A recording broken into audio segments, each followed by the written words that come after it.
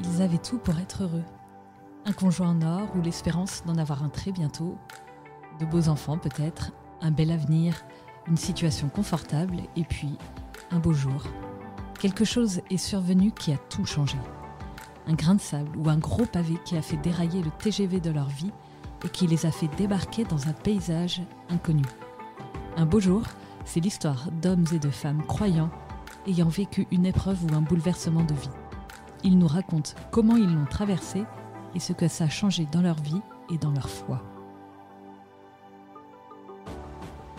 Bonjour, je m'appelle Marie et Un beau jour est un podcast de famillechrétienne.fr. Aujourd'hui, je rencontre Laetitia, la maman de Jean-Baptiste et Augustin. Vous savez, Jean-Baptiste, c'est le petit garçon du film Lourdes, venu avec son papa au sanctuaire prier pour son petit frère atteint d'une terrible maladie de la peau. Et lui-même est atteint d'une autre maladie génétique. J'ai voulu en savoir un peu plus sur cette famille hors norme, durement touchée par la maladie. Comment continuer à prier quand on sait que votre enfant est condamné ?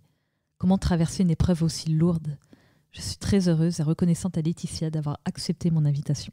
Bonjour Laetitia. Bonjour Marie. Merci d'être venue. Avec grand plaisir. Pour commencer, je vous ai demandé d'apporter un objet en lien avec l'épreuve que vous traversez en ce moment. Quel est-il ? Alors, il n'y a pas un objet, Marie, mais il y en a deux. Il y a un chapelet que l'on m'a transmis lorsque j'avais 16 ans par un père missionnaire. Je l'ai rencontré parce que nous vivions quelque chose de compliqué à la maison, à savoir, je venais d'apprendre à mes parents que j'avais été souillée par quelqu'un de la famille. Et à ce père, je n'ai pas eu besoin de lui dire. Et il m'a donné ce chapelet. Il m'a dit « N'aie pas honte et Marie est toujours avec toi ». Ce chapelet, j'ai toujours gardé. Et aujourd'hui, il me sert dans les épreuves qu'on traverse avec les enfants. Même si à certains moments, je l'ai mis de côté. Là, maintenant, il est toujours avec moi, dans ma poche ou dans mon sac. Mais il est toujours avec moi. Et le deuxième objet, c'est le doudou reçu pour la naissance de Jean-Baptiste. C'est une amie qui l'offre, qui ne pouvait pas avoir d'enfant. Et Jean-Baptiste, il tenait beaucoup. C'est ce petit mouton bleu que l'on voit dans le film Lourdes. Et Jean-Baptiste l'a transmis très généreusement à son frère. Et ce doudou, c'est le doudou douleur. C'est le doudou tout doux. Et puis ça rappelle aussi la petite brebis que l'on est. Donc voilà. Et il était parti à Lourdes parce que ce doudou représentait à la fois Augustin, ses douleurs. Et lorsqu'il a été frotté sur cette roche, c'était pour donner toutes les douleurs d'Augustin vécues jusqu'alors et qui se recharge, qui lui donne plein de force pour pouvoir aller au ciel quand Dieu l'appellerait. D'accord. Alors pour qu'on comprenne bien, est-ce que vous pouvez nous dire quelle est cette épreuve que vous traversez ? Oui, alors je suis maman de 2 enfants porteurs de handicap. Jean-Baptiste, aujourd'hui, il a 10 ans. Il est porteur du syndrome Prader-Willi. C'est-à-dire qu'il reste de petite taille, il n'a pas la satiété et du coup, c'est un dysfonctionnement de l'hypothalamus et l'hypophyse. Donc, tout ce qui est hormonal ne fonctionne pas bien. Voilà, avec un retard neuromoteur. Et on n'est pas porteur. Lorsque j'étais enceinte, il y avait des soucis, mais rien n'était vu. Et le deuxième, Augustin, qui est né 6 ans après, il est porteur d'une maladie génétique qui s'appelle l'épésadermolyse bulleuse jonctionnelle dans une sous-forme Ehrlich. Et lui, son espérance de vie était normalement jusqu'à 2 ans et demi, 3 ans. Il en a 4 ans et demi aujourd'hui. Donc Augustin est en soins palliatifs à la maison depuis janvier 2016. Aujourd'hui, il est dans un centre 2 à 3 fois par semaine, ce qui nous permet de nous libérer un peu de temps. Si on revient un petit peu sur l'annonce de la maladie d'Augustin, j'imagine qu'ayant déjà un enfant malade, quand on vous annonce un enfant malade et plus malade en plus que Jean-Baptiste, quelles ont été vos réactions, vos sentiments ? Eh bien, une grande incompréhension vis-à-vis en fait de Dieu. J'étais en colère vis-à-vis de lui. J'ai même dit mais pourquoi tu nous fais ça ? Qu'est-ce que je ne fais pas d'assez bien pour toi pour nous imposer cette autre épreuve ? Donc c'est ce que j'appelle mes psaumes de colère. Et ensuite, j'ai conclu en disant, si t'es vraiment là, si tu nous aimes, eh ben, tu n'as pas à nous laisser seuls dans cette nouvelle épreuve, tu as intérêt à nous accompagner. Donc je compte sur toi. Et effectivement, il nous a accompagnés tout du long de l'épreuve depuis, on va dire, le diagnostic posé jusqu'à aujourd'hui. En quoi voyez-vous sa présence justement dans cette épreuve ? Eh ben, je la vois, mais vraiment au travers du visage des enfants. Je la ressens aussi. Alors, je la vois au travers des visages de l'enfant parce que Augustin, avec ses plaies, il a certaines plaies qui sont posées comme celles du Christ. Et du coup, j'ai l'impression et la sensation de soigner le Christ, comme quand il a été le long de ce chemin de croix. Donc cette présence nous aide et nous transcende et nous dépasse parce que c'est pas mon métier à la base. J'étais attachée de direction et donc nullement une infirmière. Je n'étais pas préparée non plus au handicap. Donc il est là, il nous aide et puis aussi bien dans les soins que l'on apporte, mais aussi moralement. Quand ça flanche, il y a toujours quelqu'un qui va nous envoyer un SMS à ce moment-là ou faire un toc-toc à la porte ou un appel. Et d'un seul coup, on rebondit, on va pas au fond du trou. Donc cette présence, elle est là. Elle est rappelée aussi à travers notre petit Augustin qui régulièrement là, est malade. Alors par sa maladie, mais aussi par la bobologie hivernale, mais qui s'accentue du fait de sa pathologie. Et il dit « Seigneur, j'ai besoin d'aide de lui-même ». Et quand il a cette guérison d'une bobologie ou par un accident comme juste avant Noël, une kératite, dès qu'il a réouvert les yeux, il a dit « Merci Seigneur, merci Marie, tu m'as entendu ». Alors je pense qu'eux, ils nous montrent le chemin. Mais est-ce que c'est pas quand même complètement injuste de voir un enfant si innocent, si petit, souffrir si gravement, si durement Alors, on pourrait penser effectivement une part d'injustice, mais je ne suis pas du tout sur ce créneau-là. Parce que pour moi, finalement, on est dans le monde militaire et de voir ces militaires qui ont été tués tout au long de l'année, c'est pas plus juste. Les pompiers qui sont morts en sauvant des vies au feu, c'est pas plus juste, ou même blessés. Donc je positionne pas sur cette notion de justice ou d'injustice. Il y a des adultes qui ne méritent pas non plus. En revanche, c'est de transcender cette douleur, cette souffrance, pour nous rapprocher de notre foi au maximum. D'accord. Et oui, parce que je rappelle que votre mari est militaire, c'est ça ? Oui, tout à fait. Et oui, très concrètement, vous avez quand même dû arrêter de travailler pour vous occuper d'Augustin, c'est ça ?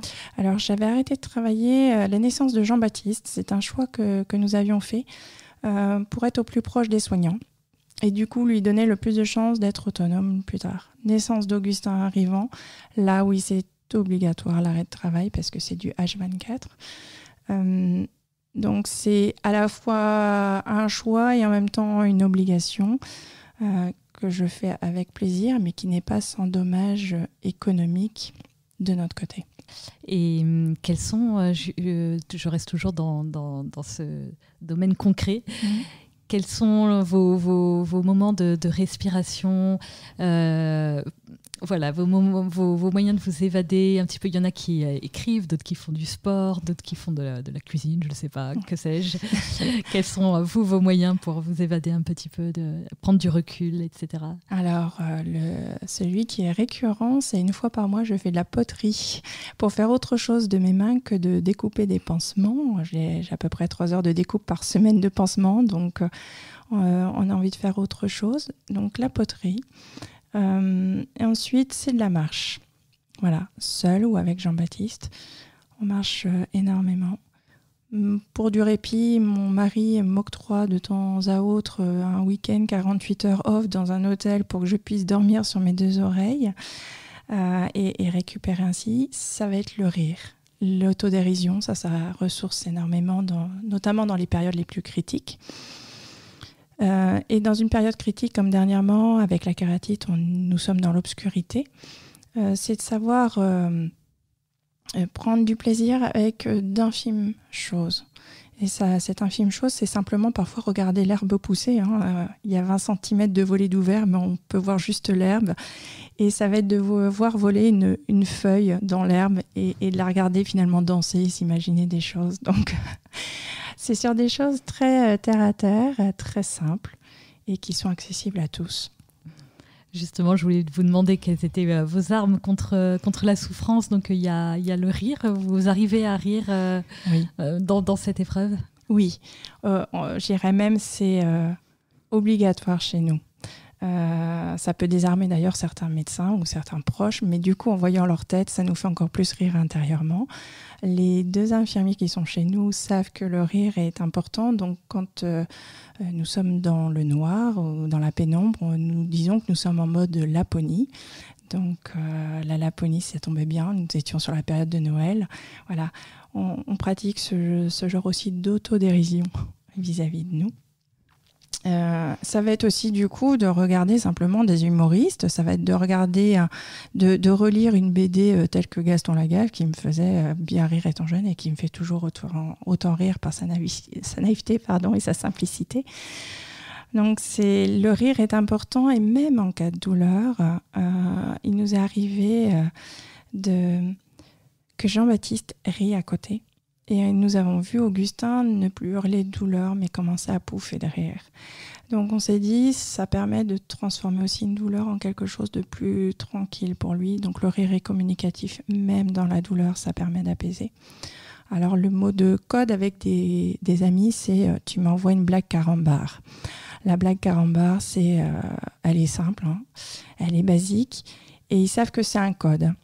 Ça veut dire que la situation va mal à la maison, que je vais rire et que du coup, ça va apporter de la joie autour de nous. Voilà. Et ça veut dire aussi pour eux, pour les personnes croyantes, on va prier pour eux. Parce que là, Augustin, oui, depuis 2 ans, il est en soins palliatifs, c'est ça, à la maison. Oui. Et sa situation reste très précaire. Alors, elle reste, non, je dirais, elle va mieux par rapport au film. Au moment du tournage, on ne savait pas s'il allait passer l'été. Très clairement, il était à des doses de morphine par jour adulte. Même le médecin palliatif n'a pas compris comment il pouvait ingurgiter ces milligrammes. Donc on le voyait partir et on se préparait. Clairement, nous avons été aux pompes funèbres. J'ai été aux pompes funèbres avec pour tout préparer. Donc, c'était très précaire et depuis, Augustin va bien mieux. Nous avons divisé par 6 la prise dentalgique. Nous continuons à diminuer.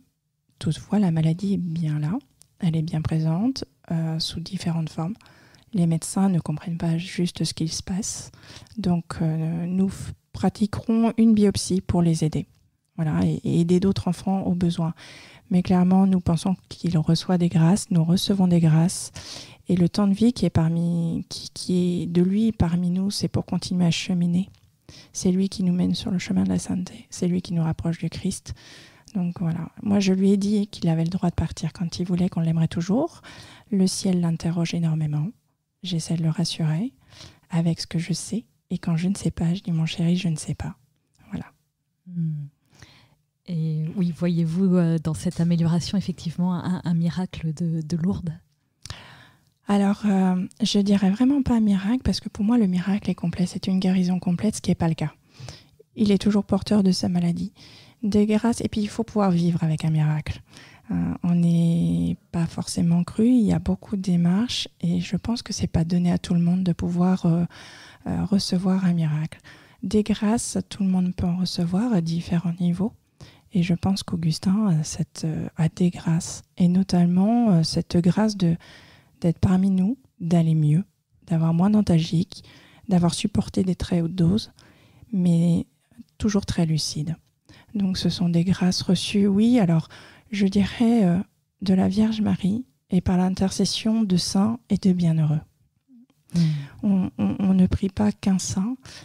Pour reprendre un terme que Monseigneur Ravel nous a inculqué un jour, dans la prière, c'est comme une partition d'orgue.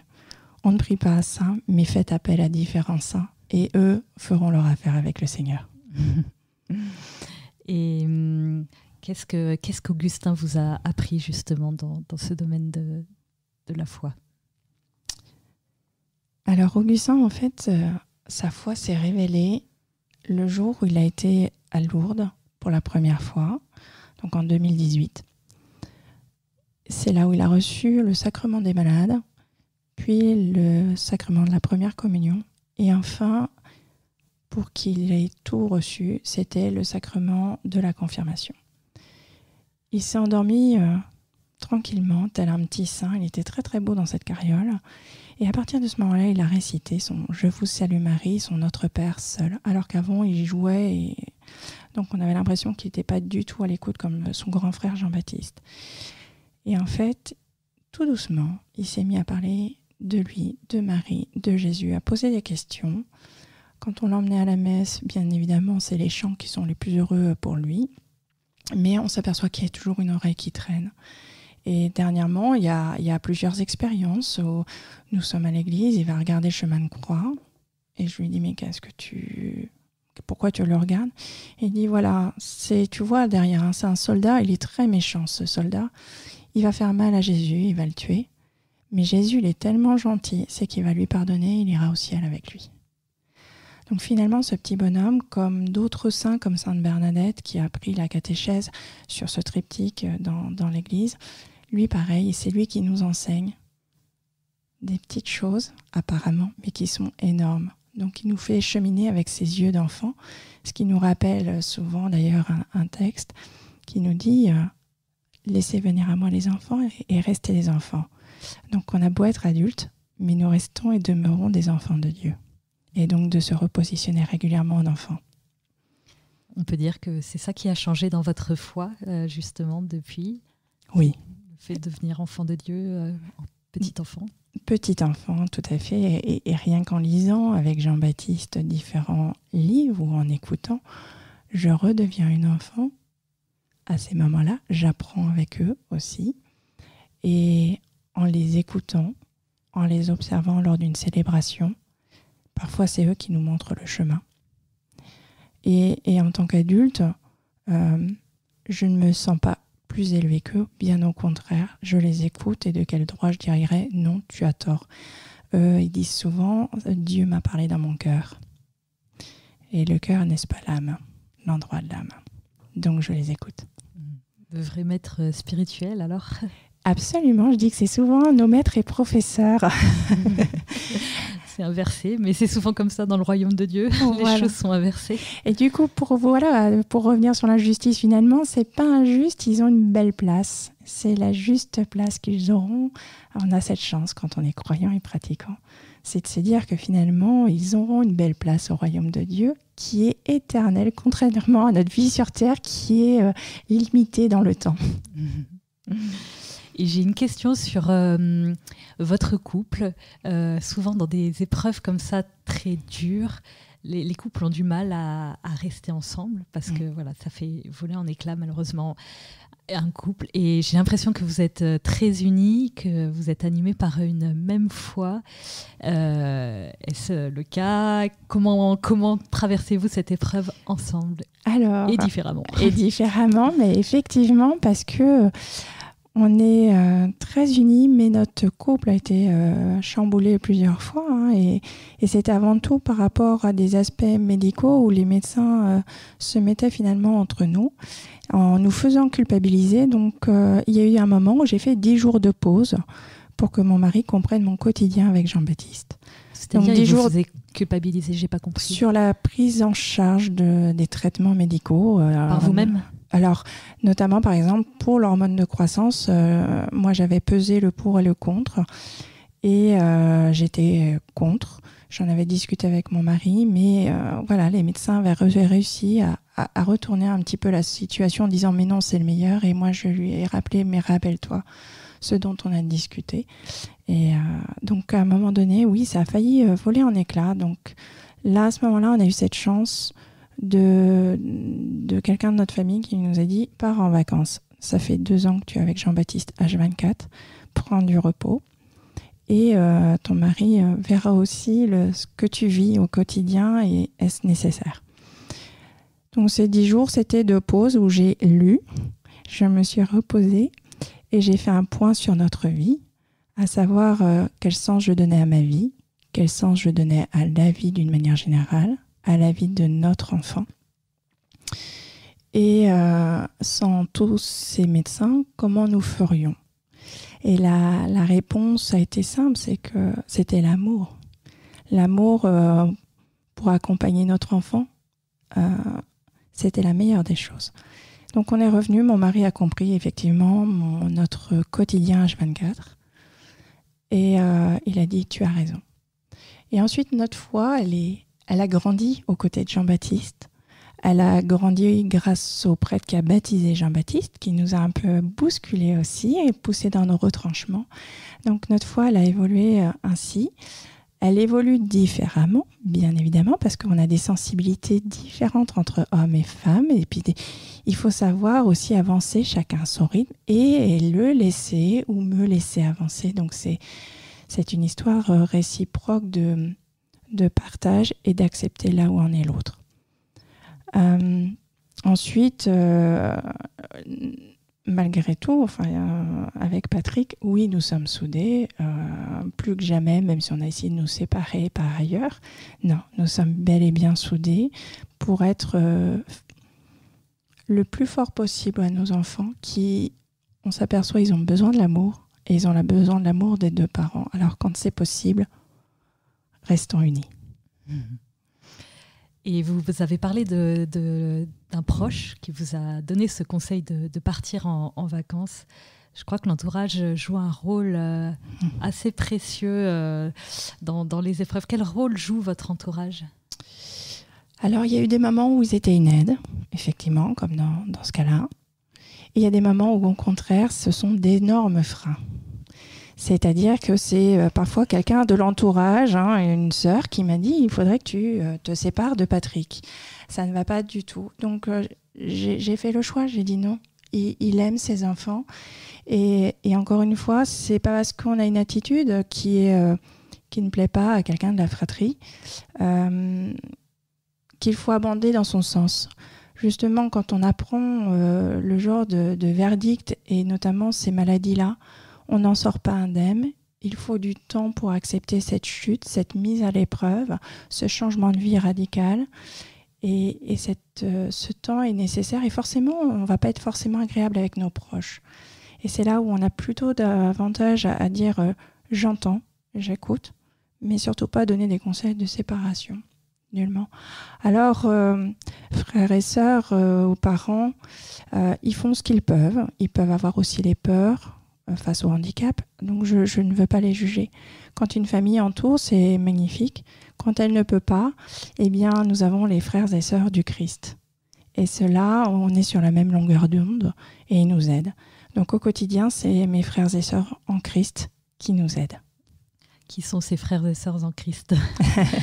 Eh bien, c'est des personnes qui sont de la paroisse, qui viennent me donner un coup de main avec Jean-Baptiste, pour donner soit un cours, puisque nous faisons l'école à la maison, soit me donner ce temps libre aussi de marche, ils sont ensemble. Ça va être aussi pour garder Jean-Baptiste et Augustin, pour que nous puissions faire un tête-à-tête avec mon mari, ce qui était très rare. Pendant 2-3 ans, nous n'avons pas pu manger ensemble, ne serait-ce qu'avoir un repas ensemble. Et ça fait partie aussi parfois des dégradations de couple. Donc, ça, ce n'est pas toujours vu, c'est pas toujours apprécié par l'entourage direct, mais toutefois, voilà, ça participe à l'évolution de la famille. Donc, donner du temps par une garde d'enfants, ça permet de se retrouver, ce qui est nécessaire, et de consolider le couple. Et puis de prier ensemble avec ses frères et sœurs en Christ, parce que j'imagine que le soutien spirituel est très important aussi. Alors, le soutien spirituel est énorme. Je dirais à la limite, la prière des frères et sœurs en Christ est bien plus grande que la nôtre. C'était aussi une expérience que j'ai pu faire lors d'un pèlerinage en Terre Sainte. C'était de réciter le Notre Père en pensant à quelqu'un qui m'avait confié une souffrance. Et effectivement, le Notre Père avait une autre résonance. Donc je dirais, je prie très rarement pour nous-mêmes. Je prie davantage pour les personnes qui prient pour nous. Donc ça peut être au sein de la paroisse, mais ça va être aussi les personnes qui prient depuis la sortie du film et qui ont eu connaissance. Donc soit ils nous contactent directement via la page Facebook publique, soit indirectement. Mais on ressent cette prière. Et donc c'est eux, nos frères et sœurs en Christ. Je reviens sur ce que vous avez dit un peu avant. Vous avez évoqué ce temps long d'acceptation de la maladie, un temps où il faut... Combien de temps ça a pris et qu'est-ce qui a fait que vous avez fait ce pas d'acceptation ? Le temps, je ne peux pas vous dire exactement combien de temps ça a pris, que ce soit pour Jean-Baptiste ou Augustin. Mais je dirais un bon 6 mois de mon côté. Il fallait se relever.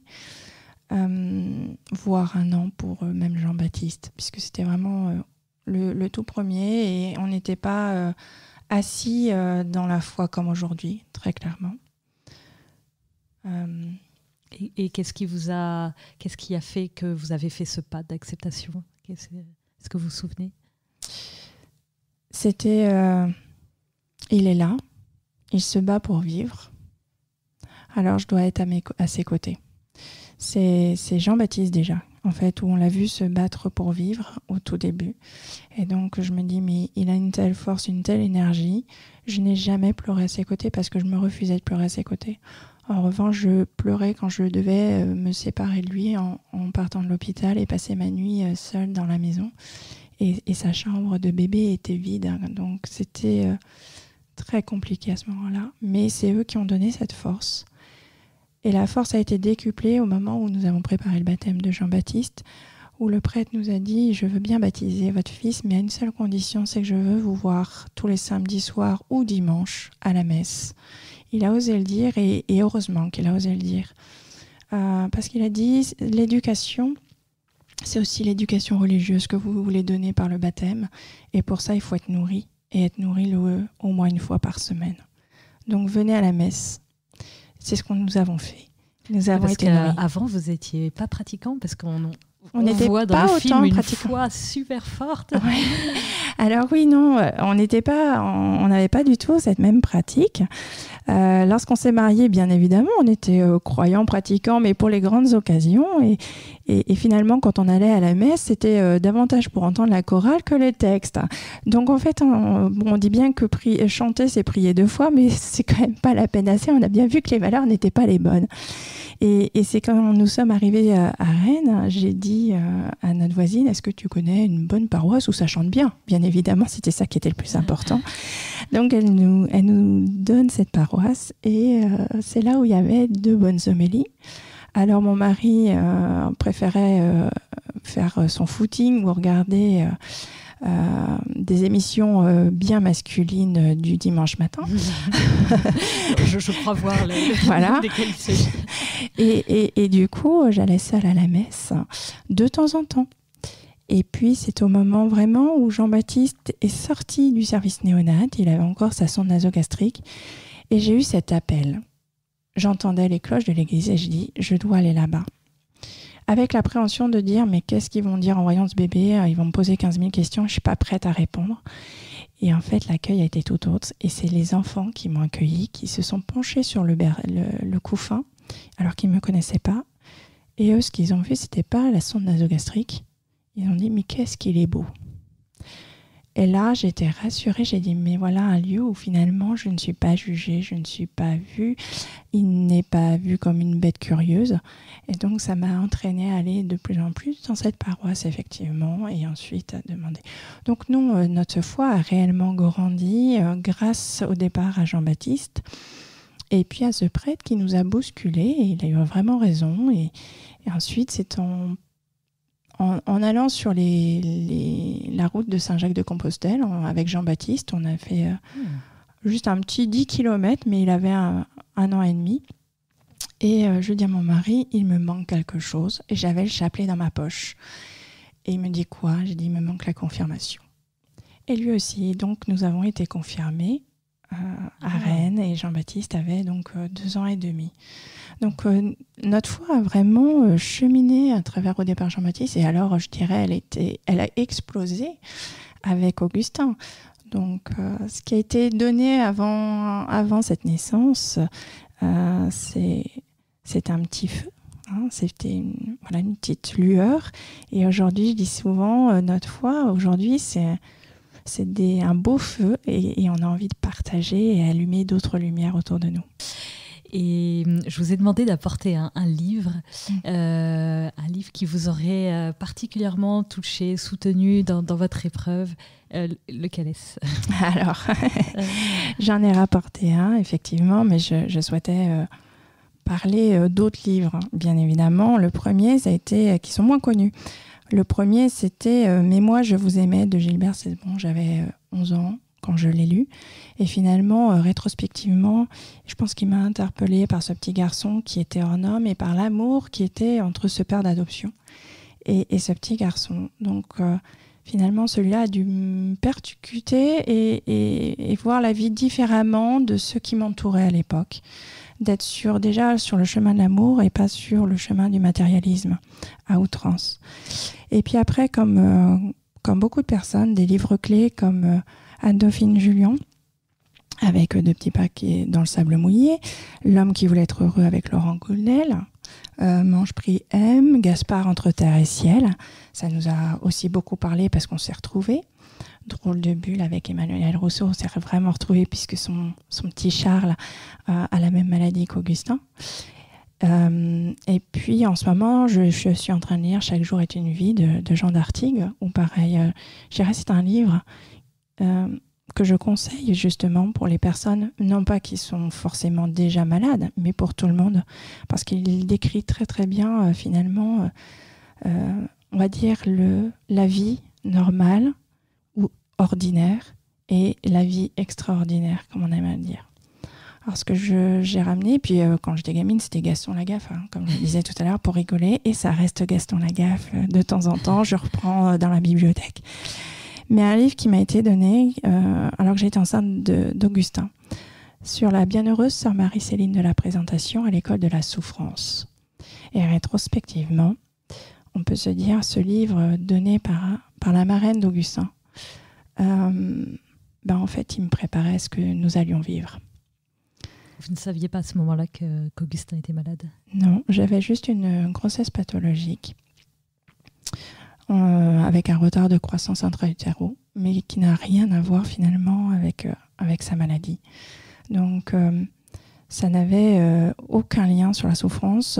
Augustin, du point de vue médical, il pensait qu'il allait avoir une trisomie 21, une trisomie 13 ou un syndrome Prader-Willi, une maladie neuroinvalidante. Donc, il voulait faire une amniosynthèse que j'ai refusée parce que j'ai dit, vous allez chercher ces 4 maladies et manque de bol, ça sera une autre. Donc, ils ont entendu difficilement, mais ils ont fini par accepter face à notre refus de couple. Et donc, ils n'auraient pas pu voir et ils ne l'ont pas vu tout de suite. Nous avons vécu, on va dire, 10 jours ordinaires avec Augustin avant que la maladie se déclare. Et ce livre, que dit-il du coup ? Eh bien, cette Germaine, à la base, elle a changé son nom, comme son prénom, comme beaucoup de sœurs, quand elle rentre dans leur service. Et c'est la vie d'une petite fille dans une grande fratrie.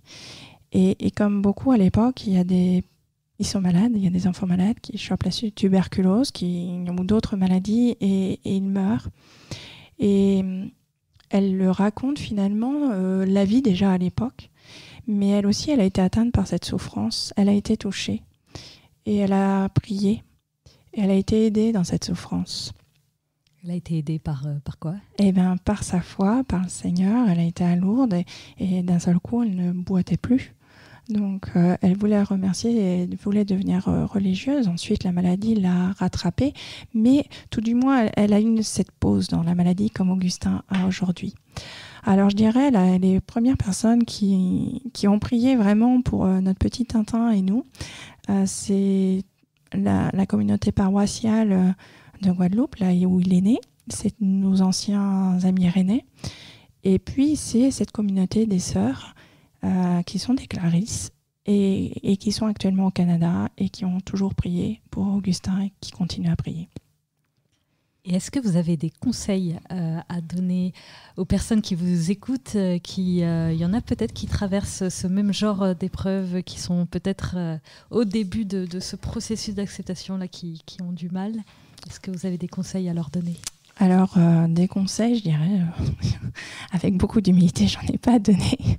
Mais c'est davantage à travers les témoignages que l'on peut entendre. Moi, finalement, ce qui m'a aidé aussi, c'est les différents livres. C'est aussi parfois des témoignages que j'ai entendus. C'est des articles, comme dans Famille chrétienne, qui peuvent aussi aider. Donc, je dirais, c'est d'abord à travers nos témoignages que l'on peut faire. Alors, ce que je peux dire dans nos témoignages, souvent, je dis, j'écoute, notamment au moment du diagnostic. J'écoute, j'analyse, et je vois après, j'essaie de voir les situations et quel est le meilleur pour nous. Mais jamais prendre une décision dans la précipitation quand le temps peut nous être donné. Et enfin, d'être ferme. Savoir être ferme quand notre décision est prise et respectée. Voilà. Augustin, notre foi était affirmée déjà par Jean-Baptiste.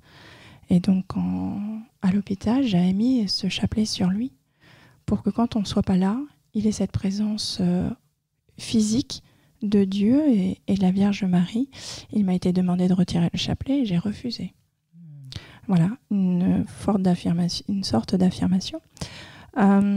Et puis, c'est de savoir aussi prendre son temps, de regarder les petites choses quand ça ne va pas. Et comme ça, on peut s'émerveiller de petites choses. Parce qu'à un moment donné dans notre vie, hélas, on est affaibli, on peut être dans un lit. Et si on ne sait plus voir ces petites choses, on peut encore tomber plus profondément dans les ténèbres.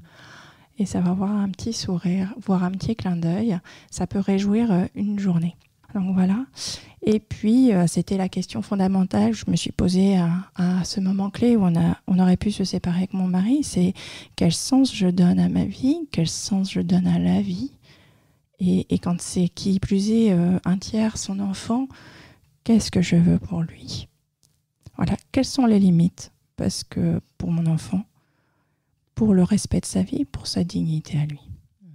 Prendre du recul. Beaucoup de recul et puis se poser aussi les bonnes questions spirituelles. Est-ce que je peux avoir une aide spirituelle, économique, sociale, physique ? Finalement, je me trouve aussi dans la position à devoir demander de l'aide alors qu'avant, je proposais de l'aide. Donc, c'est compliqué aussi parfois de demander de l'aide parce qu'on se sent diminué, mais ça nous rappelle à être plus humble.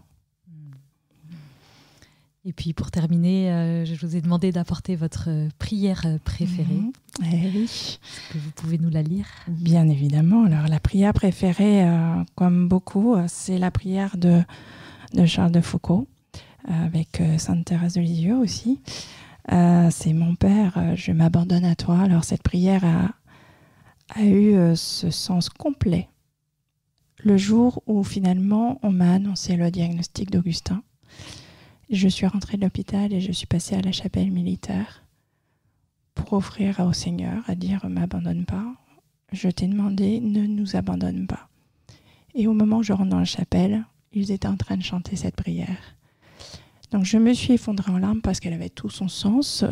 Régulièrement aujourd'hui, je peux avoir effectivement des larmes selon ce que l'on vit, selon ce que des amis peuvent vivre aussi autour de nous, où on va prier pour eux. Donc voilà, c'est mon Père. Alors on peut l'avoir en chant aussi, mais je vous épargne. Mon Père, je m'abandonne à toi. Fais de moi ce qu'il te plaira. Quoi que tu fasses, je te remercie. Je suis prêt à tout et j'accepte tout, car tu es mon Père.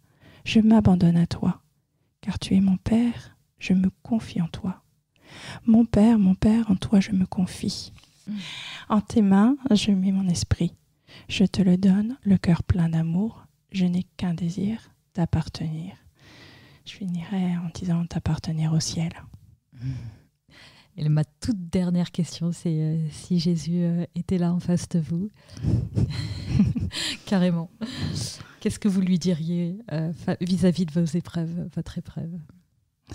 Alors, c'est marrant cette question parce que souvent quand je rencontre quelqu'un d'inconnu, je m'imagine que c'est le Christ que j'ai en face de moi. Donc c'est excellent. Et du coup, de le regarder comme si c'était le Christ aussi. Donc, le Christ, je lui dirais, tu nous as envoyé des épreuves. Mais effectivement, tu es là et tu nous fais grandir. Alors, c'est dur sur terre, bien évidemment. Mais finalement, ce qui est dur sur terre, c'est rien par rapport à l'éternité, à l'infini. Alors, je veux bien souffrir, mais j'offre aussi nos souffrances pour le rachat de nos péchés, que la terre soit meilleure. Et puis, merci de nous faire découvrir finalement le plus profond de toi-même à travers nos 2 enfants. Merci beaucoup Laetitia. Merci Marie. Merci de nous avoir écoutés. J'étais très contente de recevoir Laetitia et cette conversation m'a beaucoup enrichie. Et vous, qu'en avez-vous pensé ? N'hésitez pas à me faire un retour directement sur le groupe du podcast, sur la page Facebook de Famille Chrétienne ou sur le compte Instagram les-podcast au pluriel-FC. Si cet épisode vous a plu, n'hésitez pas à le partager à vos amis, surtout ceux qui traversent une phase difficile. Qui sait, cela les aidera peut-être. Ceux qui nous écoutent via iTunes ou Apple Podcast, si vous pouviez mettre une note de 5 étoiles, cela permettrait au podcast de remonter dans les recommandations et de le faire connaître à plus de monde. Un grand merci et à bientôt.